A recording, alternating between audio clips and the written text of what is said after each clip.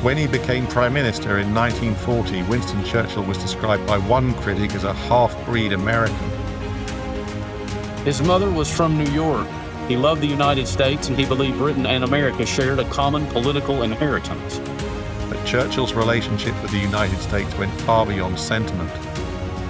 He developed a distinctive view of the American Constitution, the Declaration of Independence, and what united the English-speaking peoples.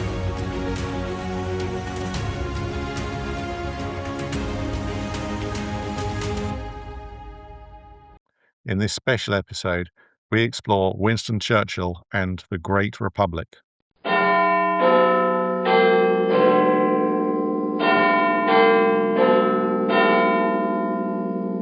Welcome to Churchill, the finest half hour. I'm Dr. Warren Dockter, and with me today is Professor Richard Toye, the Alexander Hamilton to my Aaron Burr. Although I hope it doesn't end the same way for either of us, actually. Indeed, I strongly endorse that sentiment. So, it's the Declaration of Independence. Has it been a wild celebration for you, Warren? It has been pretty crazy here. This is a special July because it is our 250th. As you may know, Richard, I am a member of the 250th Commission for the state of Tennessee, as well as on the Historical Commission for the state. And it's a real time to reflect on how the first 250 years has been for our country, which is nothing to you British people, but it's a pretty big milestone for us, I think. It's also the ideal moment to leverage our podcast into some topical relevance. And so we're going to be talking about Winston Churchill and his views, the United States and his relationship with that country, but specifically with his constitution. We will in future do a sort of whole series on Churchill and the USA, but let's drill down today on his ideas about the American system of government, how he tried to relate that to his own ideas about Britain and what he called the English-speaking peoples more generally. Yeah, and I'm really excited about this topic because this is something, as Richard, I lived in Britain for 12 years. My life has been something at the center of the special relationship. And so the fact that Churchill himself was at the center of the special relationship, as we say, between the U.S. and the U.K., I think is really important. And there's no better place to start this. And I know we'll be talking about his ideas and things around the American Constitution and liberty and so forth. But I think there's something that we have to start with, and that is his lineage. Because, of course, Winston Churchill, as you said, was in fact half American. His mother was Jenny Jerome, and his grandfather was Leonard Jerome. Yeah, a very wealthy family. So, of course, she married Lord Randolph Churchill. I think it was a genuine love match, or at least a lust match, but there was also money involved as well. Well, no, exactly. I mean, she was a part of that trend in the 1880s into the turn of the century. Dollar princesses, I think they were called on, at least Downton Abbey. But this was done all the time, particularly when you had lesser sons of dukes and so forth that needed to find a match and maybe needed some money to bring in. And so uniting the house of Marlborough, as it were, the Churchills, to the Jeromes was actually pretty well done. And I mean, Leonard Jerome is one of the people I think often gets left out of Churchill's narrative. But Leonard Jerome himself was a wild madman. I mean, he himself had made and spent fortunes. He even defended the New York Times with a Gatling gun during the Civil Wars when there were riots in New York. And so he's a really interesting fellow. And of course, he had 3 daughters he needed to marry off, and one of them was Jenny. And in a way, this is something which becomes politically useful to Winston Churchill in his political career because he can leverage that in order to claim common identity with the American people, which is obviously something which is he wants to do many times through his career, but particularly during World War II. And so there's this famous address to Congress that he gives at the end of 1941, where he says, "I cannot help reflecting that if my father had been American and my mother British instead of the other way round, I might have got here to Congress on my own." And of course, that gets a big laugh. But also, it is true, as I cited in the introduction, that there are critics in Britain who see being American as or half American as a sign of ill breeding and plays into people's idea of Churchill as being a vulgar adventurer. I definitely can see those criticisms coming in part from the more conservative branches of the Tory party at the time, which Churchill, of course, been distancing himself from during the 30s. And but I think, I mean, obviously, the crux point in Churchill's view about the alliance between America and the UK took place in the Second World War. But let's go back in time, Richard, and see how maybe this evolves a little bit for him. So 1895, Churchill is on his way to Cuba, his first military adventure. He's just signed up to the army, but is freelancing by doing some journalism during his leave. And he goes to Cuba via New York, and there he meets Burke Cochran, who's a Democrat politician and congressman who was a friend of his mother and who become very influential on Churchill. Yeah, he's one of the people that Churchill liked to emulate in his own public speaking. Of course, his father was one of his role models, but Burt Cochran as well. And he had reportedly said that in terms of how he spoke and how he what he learned from Burt Cochran, that he learned how to use every note of the human voice like an organ and how to hold thousands in thrall. And I think Yeah, you can see that play out. I would have loved to have heard Bert Cochrane speak actually, because I have to say that some of Churchill's later speeches, they don't really sound like he's using every note of his voice like an organ. It sounds, to modern taste, quite slow and actually, painful at times. Deeply monotone. Yes, exactly. But certainly he's influential because Churchill even quotes him in the 1946 Iron Curtain speech, on which we did a couple of episodes. No, that's right. And so, I mean, he definitely, whether or not how you view Burt Cochran, he had a lasting impact on how Churchill imagined himself, at least, Yeah, and how he liked to emulate his speak. And then, of course, Churchill also famously came to America in 1931 when he actually got struck by a car. indeed. In New York City, stepped out without looking, and of course, ended up in hospital. And being Churchill, turned that into profit by writing immediately writing an article called "My New York Misadventure." But actually, we joke about this episode sometimes because, of course, it is when Churchill, during the Prohibition period, manages to get a prescription which says, the doctor says he needs to have alcohol, particularly at meal times. This is very important for his health, for recovering from a car accident. But this actually links to our theme, which is the US Constitution, because, of course, it was an amendment to the US Constitution, which subsequently repealed, which prohibited alcohol. And so that actually, in some ways, fed directly into Churchill's views about the American Constitution. That's right, and I think one of the earliest places you can look, I mean, a lot of historians, and we'll get to this later, look at his history of the English-speaking peoples for how he felt about the United States and the English as a whole as a central driving force of the special relationship and Anglophone world. One of the earliest and important examples that we can look at is a speech that he gave actually on July 4th in 1918, because and it was at Westminster Central Hall. And he wanted to celebrate Anglo-Saxon unity to help bind in the United States during the First World War. That's right, with, of course, the United States having joined the war only the previous year.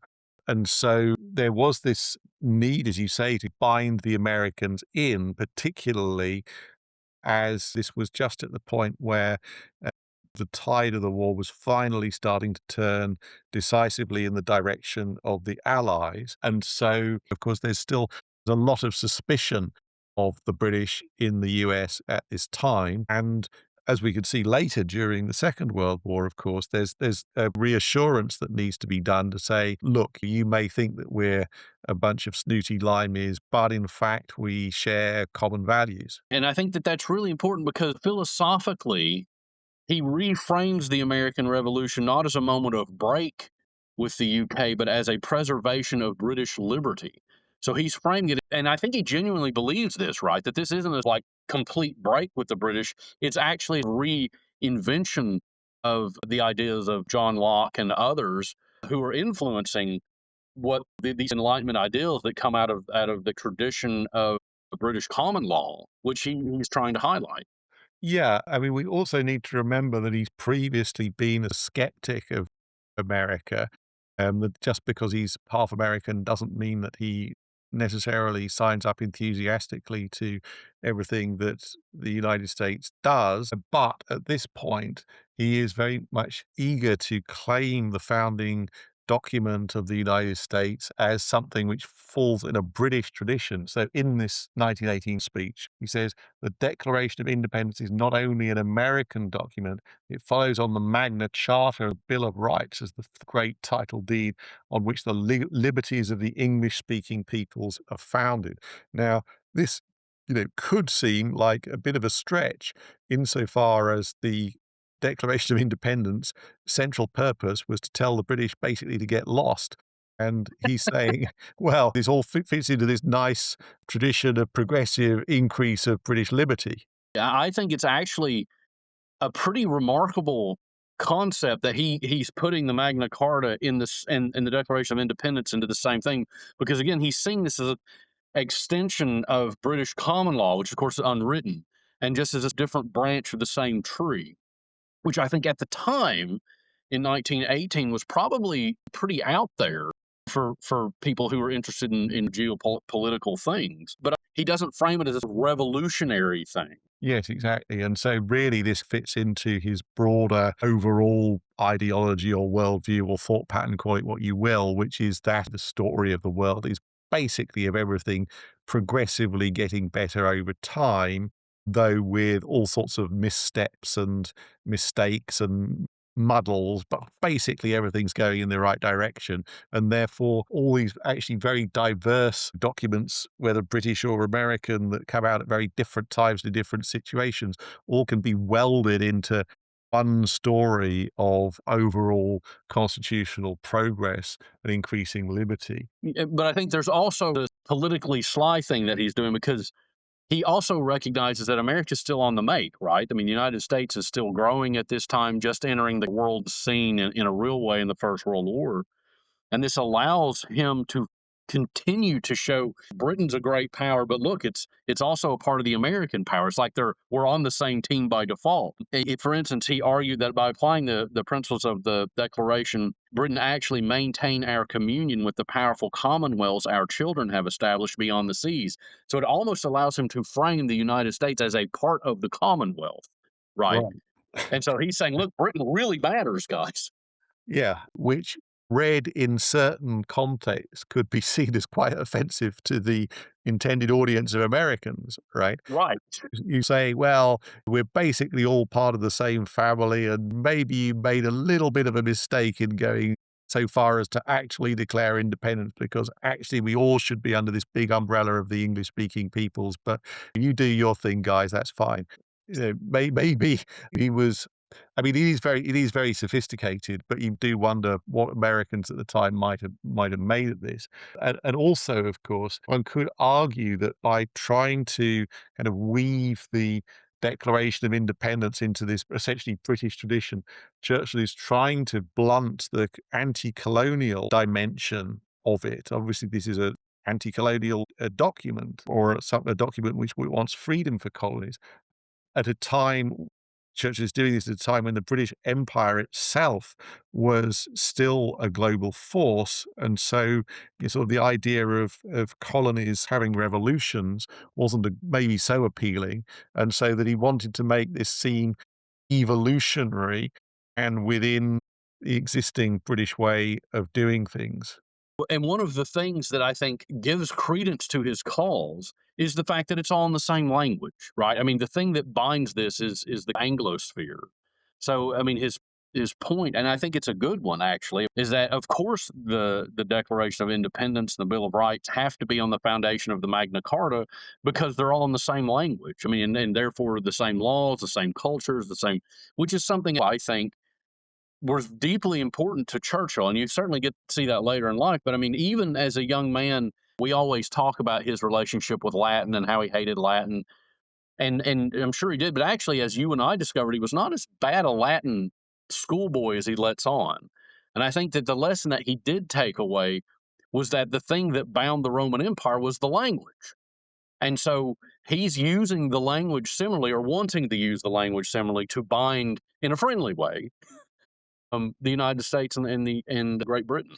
Well, we're bound in a friendly way on this podcast. So let's come back after the break and do a deeper dive into what Churchill thought about the US Constitution itself.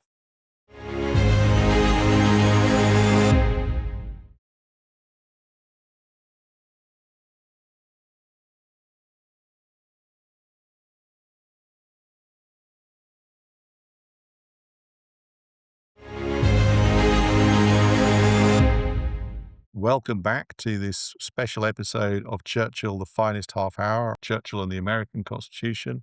I'm Professor Richard Toye. With me, as ever, is the Samuel Adams to my John Adams, Dr. Warren Doctor. It's great to be here, and it's not even Oktoberfest. So let's think about a little bit more about Churchill's view of written constitutions. Now, of course, it is always said that the British don't have a written constitution. It's not quite accurate. It isn't written down in a single document. There are multiple documents that could be considered part of it, but certainly it is flexible and much more easily changed in contrast to the codified American United States Constitution, which during his early career, Churchill criticized as being cramping and rigid. That's right. And I mean, Churchill instinctively, like most statesmen who were looking at other countries, for instance, who had constitutions, would write a constitution in a legal sense, and it would be a document that we would describe as a dead document or like written in stone. One of the brilliant things of British common law, or the British Constitution, which because it has evolved over centuries in a literal sense, it is a living document. This gives it the ability to move and to flow. What's interesting is on the American side, of course, our documents are considered living documents, but there is a codified way to alter them. It isn't just done by the courts. It's Yes, and actually, it's just worth giving a shout out here to an author called Jared Malioka, who's written an important article about Churchill and the American Constitution. But Churchill, who initially saw the constitutions of Germany and the United States as being unresponsive to popular opinion and therefore problematic, by the 1930s, in the context of the rise of totalitarianism in Europe, Churchill started to see the fixed nature of the US Constitution as being a source of support for democracy rather than a fetter or something which was limiting. I think that that's really interesting because he's watching FDR struggle with the Supreme Court in the United States and even potentially threatening to pack the court. But what I really think is interesting in this, I mean, from a political theory point of view, is that it's only in this moment when a real frightening political ideology of totalitarianism crops up that Churchill's like, oh, maybe this codification actually makes a lot of sense to prevent a tyranny of the majority, to stop populism, because he understands the threat of populism. So he starts seeing these, I'm going to say legal checks or however you want to frame that, as being beneficial as a means to check this thing. And it also lets you see where public authority comes from. Right. And so he bases his ideas about why Britain and America might need different constitutions partly on geography. So he says that America's immense size and, as he puts it, extraordinary contrasts of climate and character mean you can't allow just a simple majority of people to be in charge, because that might lead to the tyranny of the majority, perhaps a narrow majority who are able to enforce their will on others in spite of those other people living in very different types of condition. And so for him, Britain, by contrast, is a homogenous nation where parliamentary sovereignty, in entrusting a lot of power to one institution works because sort of the island is small, or series of islands, we should say, is small and compact, and therefore was the sort of the people were more alike, and therefore you didn't need to have all these formal checks on power. Well, no, and there's a real interesting thing here, right? Because Churchill's arguments, warning of the power of the simple majority, the tyranny of the majority, is literally a part of his argument about why India should not separate from Great Britain. And he utilizes those same arguments in the 30s before the India Act. There's tremendously interesting things about his political philosophy around this that he's applying to America as well as India.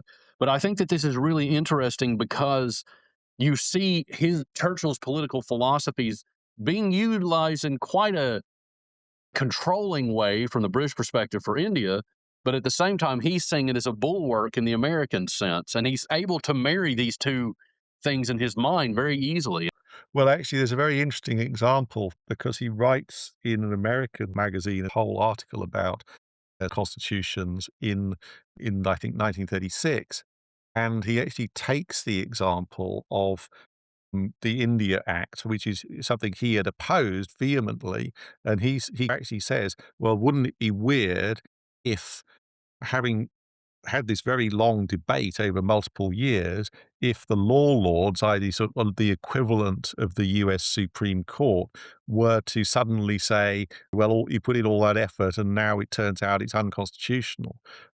So even though he opposed the act itself, he didn't think it would have been appropriate for it to have been struck down by judges. Nevertheless, by contrast, he thinks that in this United States situation, that judicial oversight or that role of judicial review, which is a lot stronger, is much more appropriate. What I find really interesting, again, going back to the political kind of philosophy of this, is he directly contradicts James Madison in his Federalist Papers, in Federalist Paper number 10, because Madison thought that by having a large, diverse republic, you would have many different people coming together and that that would help prevent a tyranny from happening and would also keep a majority. But of course, in a two-party system, that's not necessarily right. And so Churchill sees the idea of this diversity being more likely to create a tyranny of the majority. Yeah, and of course, again, this actually brings us back to prohibition, Yeah. which was something which obviously Churchill, we know, didn't like very much. And he did a tour of America in 1929, and he gives a scathing critique of the 18th Amendment, which was the one which had introduced prohibition.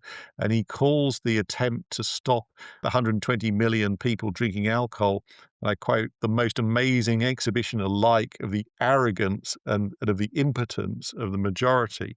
And I take it there he means arrogance in the sense of like, well, what do you mean by telling other people what to do in terms of their personal habits? And impotence in the sense that you could pass this amendment if you like, but is it actually going to stop people drinking in practice? Well, of course it isn't. It didn't at all. And I mean, I know we try not to be political on the show, but I want to come out to our listeners and say, I'm against prohibition. And I think people should know that. Well, you're probably on safe ground, I think. You may have lost the teetotal demographic on this show, but we're not going to impose it on anybody else. But this is exactly it, that Churchill actually has a broader argument that when there are constitutional changes that have an unequal impact, that is to say, they don't affect all groups equally, that can create a situation where a minority is willing to defy. Obviously, in the sense of prohibition, there's a big group of people who are willing to go out and brew their own alcohol and drink it, and yet the majority wasn't actually willing to do everything that was required to impose or really make sure that the law was followed, so that you end up with a situation which on paper might appear defensible, which in practice turns out to make the law into a fool. And similarly, I mean, Churchill was also very critical of the Jim Crow South in that fashion. But I think that what he's saying is that the 15th Amendment was, in a sense, not worth doing or was problematic because it put through in a situation where it could reasonably envisage that it wouldn't be meaningfully enforced. So, I mean, again, in a nutshell, in both cases, whether it's prohibition or African American voting rights, he's against constitutional amendments which you can't implement in practice. And so as we move forward to the post-war era, another moment where you can see Churchill, I think, reflecting on the common law relation between the United States is, of course, his Fulton Address in 1946, where he talks about the special relationship. Yes, and, again, this talk of the Fraternal Association of the English-Speaking Peoples and a special relationship you mentioned. Well, that language of the English-speaking peoples he had been using since 1911, it was a more common term, like many of the ones which he ended up making famous, had actually been used by other people first, like Iron Curtain, that phrase, for example. Right. But again, he is actually a less well-known, but nonetheless very important speech which he made at Harvard in 1943. He talks about the joint inheritance of Britain and America and the idea that there might be a common citizenship, which is, again, something which maybe goes down quite well in Britain, and yet in America, particularly amongst former isolationist opinion, like in the Chicago Tribune, for example, is very problematic because they see this as raising the threat that America may get entangled up again with the British Empire. Right. I mean, you could see how there are certain quarters, particularly the isolationist quarters, which were very strong in Chicago to stay out of European affairs, as George Washington had said himself, don't get entangled in European affairs. But I just think it's an interesting thing that Churchill still comes back to this idea of the common tongue being a gift. And one of the reasons I bring that up, I mean, what we're about to get into the legacy of this, is that frequently in the British press and the American press, people wonder if the special Anglo-American relationship, the special relationship, is dead or has passed. I mean, people talked about this in the era of Obama. They've certainly been talking about it in the era of Trump. And I just like to remind everybody that it's literally codified in American law that we have a special relationship and intelligence sharing with the Five Eyes and the Anglophone world, those that speak English. So even though it is certainly a trying time for the special Anglo-American relationship currently, it is still alive. And I think that's something that really comes down to Churchill bringing this together.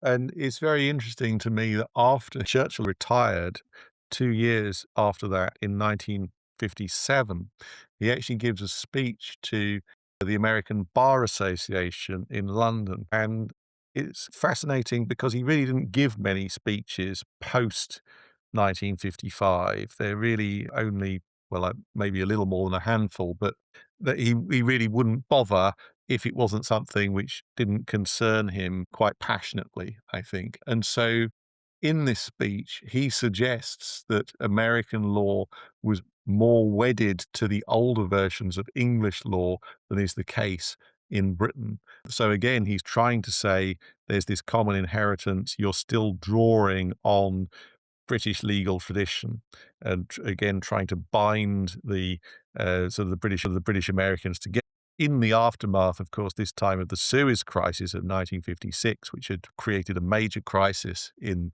the special relationship. And so Churchill, he again sort of he praises the American founding fathers for their wisdom in creating checks and balances that preserved and will preserve the broad characteristics of British and American institutions. Churchill saw Britain and the United States as more than allies. He believed they were bound together by a shared constitutional tradition, a common language, and a common idea of liberty. Whether or not one agrees with his arguments, they offer a fascinating window into how Churchill's understood both Britain and America. And they remind us that the vision of the special relationship rested on history as much as strategy. If you enjoyed this episode, don't forget to like, review, and share the podcast. And in the meantime, KVO.